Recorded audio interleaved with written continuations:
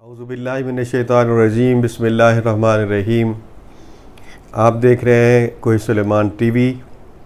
हमेशा की तरह अगर आपने अपने इस यूट्यूब चैनल कोई सुलेमान टीवी को सब्सक्राइब नहीं किया तो इसको ज़रूर सब्सक्राइब करें और घंटी के बटन को ज़रूर प्रेस करें ताकि आपको अच्छी वीडियोस और बेहतर मालूमात मिलती रहें। नाज़रीन किराम, आज आपको एक तो ईद की मुबारकबाद देनी है तमाम दोस्तों को, तमाम मेरे चैनल के जितने सब्सक्राइबर हैं, देखने वाले हैं, उनको ईद उल फ़ितर की ईद मुबारक। और इसके साथ ही एक सियासी तौर पे आपको एक इन्फॉर्मेशन भी देना चाह रहा था। आपने ये देखा होगा कि जैसे ही सऊदी अरब से वज़ीर-ए-आज़म पाकिस्तान और उनका वफ़द वापस आया है तो एक प्रोपेगेंडा शुरू हुआ है कि वहाँ से ये सदक़ात, खैरात और फ़ितरात वहाँ से इकट्ठे करके लाए हैं, वहाँ से पैसे लाए हैं, वहाँ से चावल लाए हैं।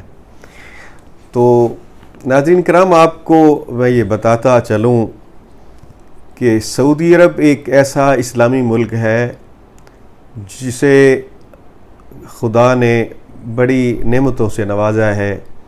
उनके पास पेट्रोल है, उनके पास डीज़ल है, उनके पास गैस है और दीगर मादनियात उनके पास हैं। अगरचे वो इस तरह नहीं कि वो फ़ौजी मामलात में बहुत बेहतर है, लेकिन वो इस काबिल ज़रूर है कि अपने गरीब इस्लामी ममालिक की वो मदद करता रहता है और हमेशा से करता रहा है। आपकी इत्तला के लिए ये अर्ज़ है कि सऊदी अरब आज से नहीं बल्कि बहुत अरसे से इस्लामी ममालिक की मदद कर रहा है। ख़ास तौर पर पाकिस्तान को उसने 2005 में शामिल किया था।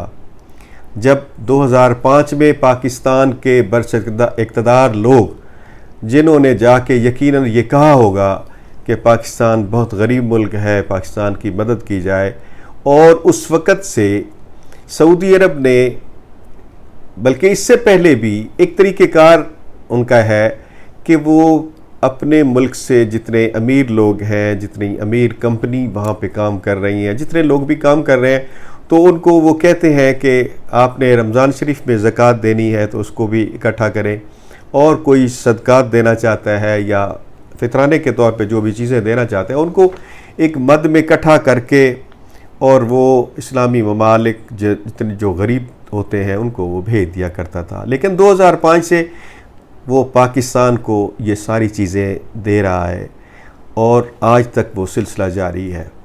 बदकिस्मती ये हुई कि इस रमज़ानुल मुबारक में वज़ीर-ए-आज़म इमरान ख़ान सऊदी अरब तशरीफ़ ले गया और इनको प्रोपेगेंडे का मौका मिल गया कि वहाँ से ये पैसे लाए हैं और चावल लाए हैं। ये चावल 2005 से नाज़रीन पाकिस्तान में आ रहे हैं।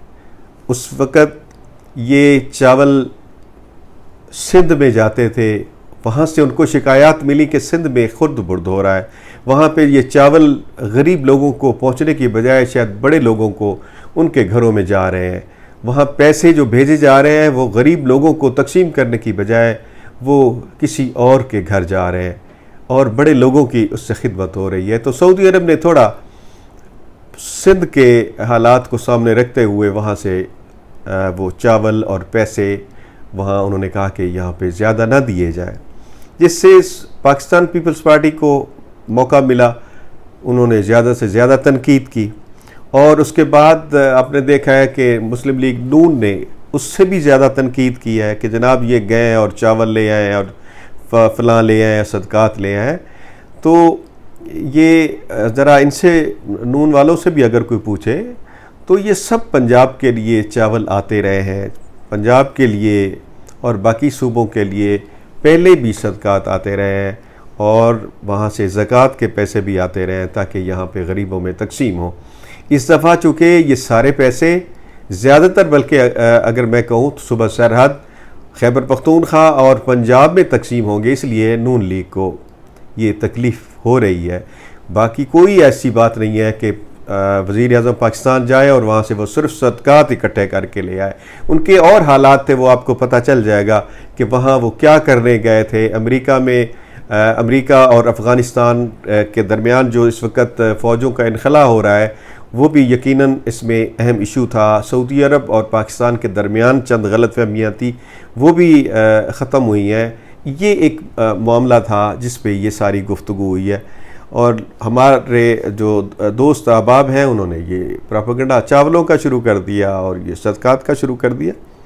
नाज़रीन किराम, अगर हम बतौर मुल्क इस काबिल होते तो हमें ज़रूरत पेश ना आती कि हम किसी भी अमीर मुल्क से, अरबी मुल्क से उनसे सदक़ात लेते या और चीज़ें हम लेते।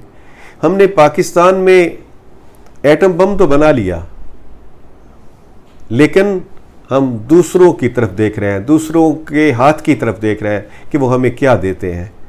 हमें ख़ुद अपने पाँव पे खड़ा होना चाहिए। इस वक्त कोरोना की जो सूरत हाल है उसमें भी हम परेशान हैं।